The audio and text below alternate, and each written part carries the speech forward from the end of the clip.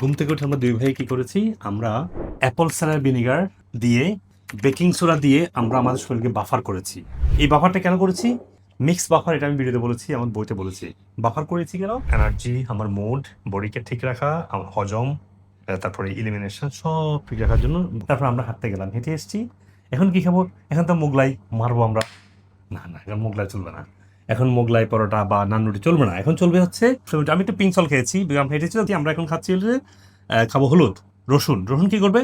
পেটের যদি কোনো ব্যাড ব্যাকটেরিয়া থাকে, এসে থাকে, ওগুলো মেরে ফেলবে। সো হলুদ আমাকে অ্যান্টি ইনফ্লামেটরি, ব্রেন রিলিজ, শরীরের সমস্ত টক্সিন ক্লিনস করা, এবং এটার মধ্যে আছে কারকুমিন, যেটা অ্যান্টি ক্যান্সারাস, অ্যান্টিভাইরাল, অ্যান্টিব্যাকটেরিয়া, সব কিছু এর মধ্যে আছে। সুবহানাল্লাহ।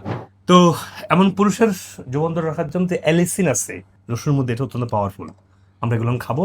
আর কি করছি, এখানে আদা দিয়ে আমরা রং চা বানিয়েছি, মানে মানে আমার দুধ চা নয়, যে গ্রিন টি। তারপরে কতগুলো খাবার খেলাম আমরা। তাহলে এত ভালো খাবার পর আর কোনো দরকার আছে? আর খাওয়ার চিন্তা করার দরকার আছে? আমরা সকালে ব্যবহার করেছি, ইস্যুগুলো বেশি কোলন ফিক্স করেছি, ইনফ্লামেটরি। এই যে রসুন এবং এই হলুদের, কাঁচা হলুদের গুণাগুণ বলে শেষ করে এক একটা আইটেম করে ঘন্টার পর ঘন্টা আলোচনা করা যায়। রসুন হলো গরিবের বায়োগ্রাফ। এর